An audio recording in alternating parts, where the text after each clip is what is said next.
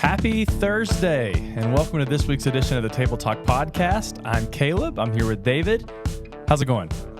I'm doing good. Good. Yeah. Good. We're, essentially we're all joining in on the national mourning of Dolly Parton. Yes. She is a treasure. Mm-hmm. It's always interesting when you have somebody that's famous that is universally loved. Yeah. And they pass away. That's tough. Yeah. And especially when that she's a strong, faithful Christian, and and especially being from East Tennessee. Yeah. That's another connection. So my kids grew up loving her and the book, getting the books, and going to Dollywood, and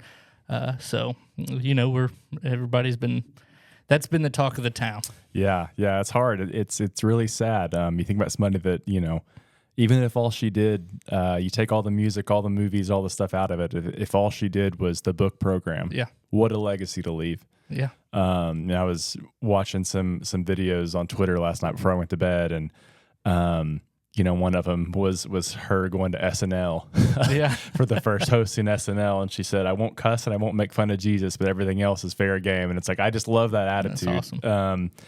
I'm a big fan of Kenny Rogers, so I always love watching Dolly and Kenny Rogers together. So watched a couple of their duets, and just what a treasure, man. And somebody that was just didn't have to preach sermons, but just preached with her life. And so I think that's just really relevant to the sermon series we're in. Just a real gift to the world, and especially hits close to home being here in Knoxville in the Smoky Mountains. Yeah, I saw somebody online saying that 9/25, the September 25th, should be Dolly, National Dolly Day. Yeah, that's good.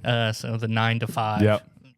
And I was like, that's it. I don't care if anybody else does it. It's like the May the 4th thing. It's like, I don't care if anybody else is doing that. We're doing it. That's National Dolly Day. Yep. We will be listening to Dolly Parton that day. We will be eating some bread with cinnamon in it.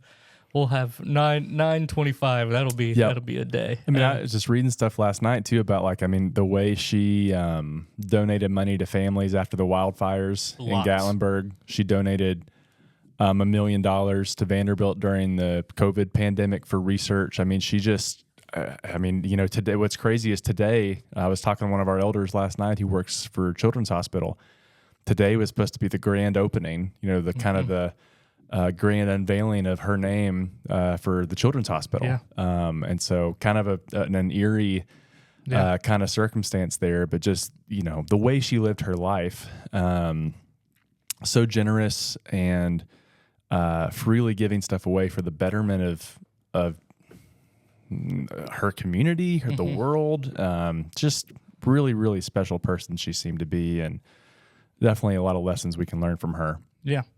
And by what I understand, she has songs that she hasn't released. That's what I've heard. Yeah. That at some point will be released for years, it sounds like. So, which is really neat. She was somebody who loved her job. She loved her work, and she didn't just take that job and that work and that money and just make it something that was for her. Yeah. She used it, her platform, and she used her job for kingdom work. Yeah. And that's exactly, like you said, it fits perfectly for what we're talking about right now, which is, that the Garden City, that work isn't supposed to be some thing that is just supposed to drain us, and it's not just supposed to be something, it's supposed to be life-giving, and God can use us where we are. Yeah. It's not just ministers, it's not just not just people who work at churches or missionaries or people that work at nonprofits or something. It's like, no matter where you are, whether you're working at childcare, whether you're a teacher, whether you're a stay-at-home mom, or whether you're a multi-platinum artist, you can use your job and what you do for the glory of God and for kingdom work. Yeah, absolutely. And so that's been the point of this sermon series, and where we'll keep going for the next few weeks. And Dave Geyer did a great job this past Sunday of walking us through that and talking about calling. and how to unearth your calling. And I thought that was a great way to describe it. So many of us, me included, especially growing up, or even as you get older, we're constantly looking around. We're looking for, God to flash big signs to tell us what our calling is, or we're looking for other people to tell us what our calling is. And Dave kind of gave us a different perspective of we're supposed to look within. How's God wired us? What are we good at? What do we love? What are we passionate about? To look around, look at the place God's placed us. What are the needs? What are the troubles? What are the pain points? What do the people around us say we're good at or might be led to? And then to look back. So what are the things on our stories?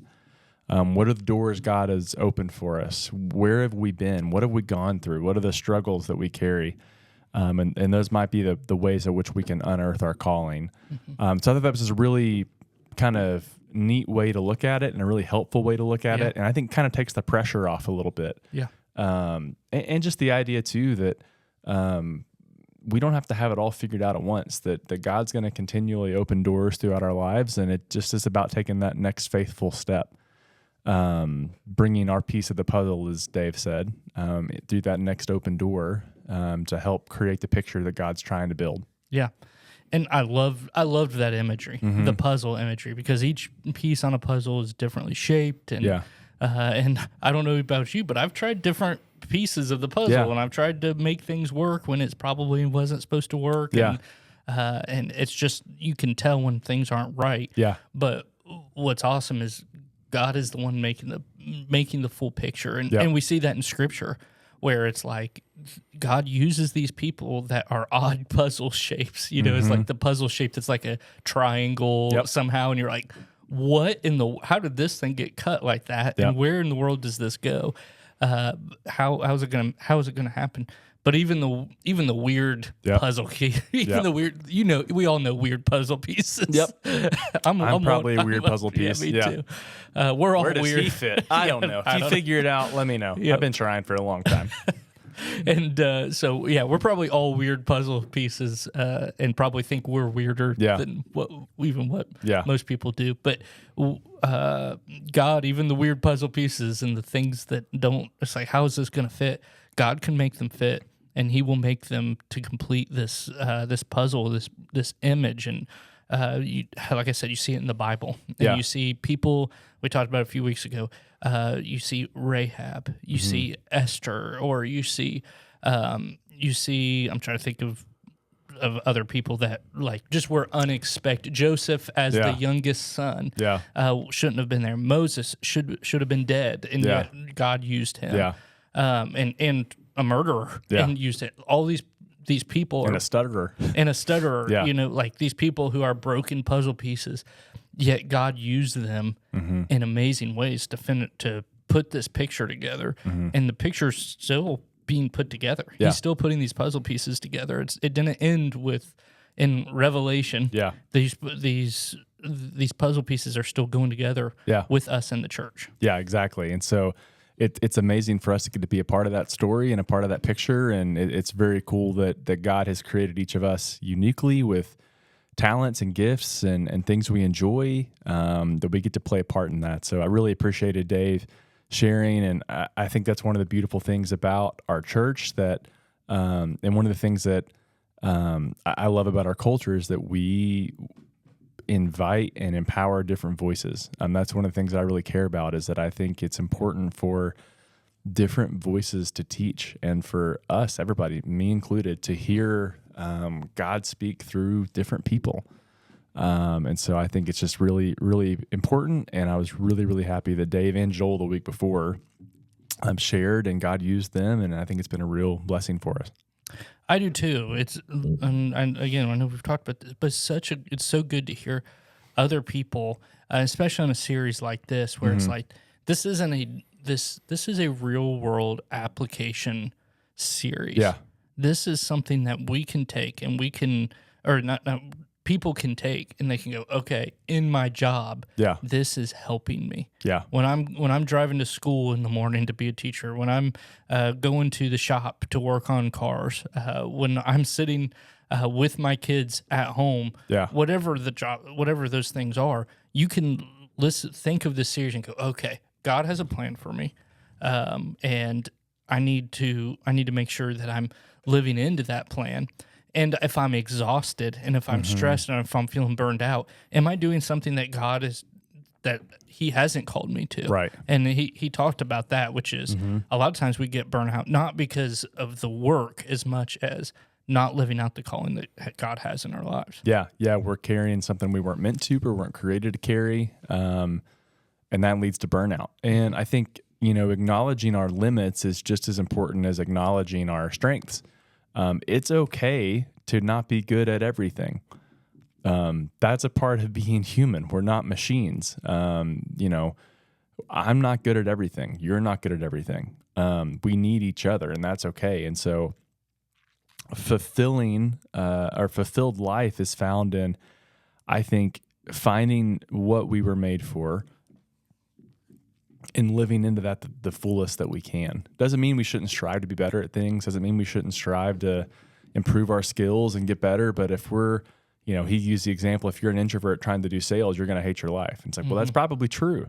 But the more we can unearth and seek God's wisdom to try and find out what we were made for, then I think, the more joy we'll find, even as we realize that, work is flawed and broken because of sin, and it's not always going to be great. Sometimes it's going to be hard and a struggle. Yeah.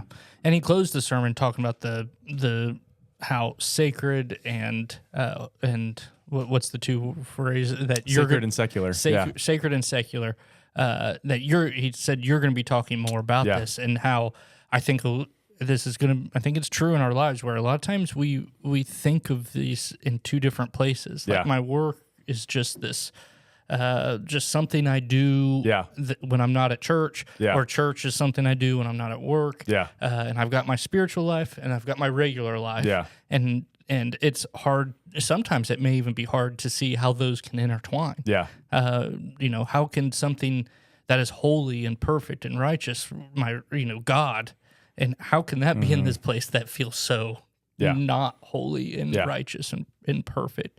And so you're going to be speaking on that this Sunday. Yeah, I'm excited about it. I think we kind of create these divisions, and some of it is rooted in history, that we've kind of created this, whether it's clergy and laity or sacred and secular, we have Christian music and secular music. And I think if you were to ask Dolly, she'd go, I think my music I was trying to make it an offering to the Lord, it's glorifying him with all I do. So I think sometimes we have these false divisions, and I think God would say, hey, use everything you do to glorify me. If you're singing about the trees and the beautiful sunshine, I made them, so glorify me as you do it. If you're singing about somebody you love, if you're singing about a great, a love song about your person you're married to, well, I created love, created marriage, that's glorifying me. If you are building a table that a family and mom and dad and kids are going to eat around and share a meal together, I created all that. Jesus ate in hills with people all the time. That's glorifying me. If you are you're cleaning up a building, you're a custodian, and you're creating a clean environment for someone to come to work the next day, you're creating order out of chaos. God did that. So I think everything we do is an opportunity to, I think, invite the sacred in, everything spiritual.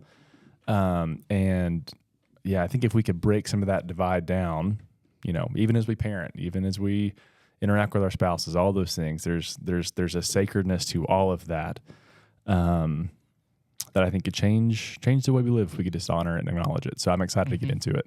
Yeah.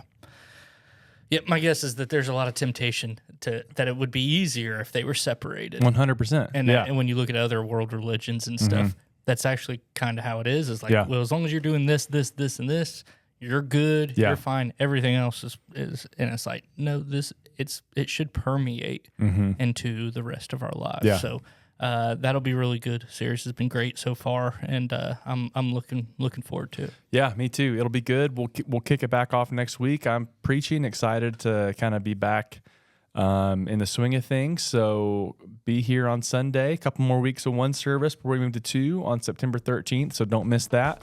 And we'll see you guys right back here next week on the Table Talk podcast. Have a good one.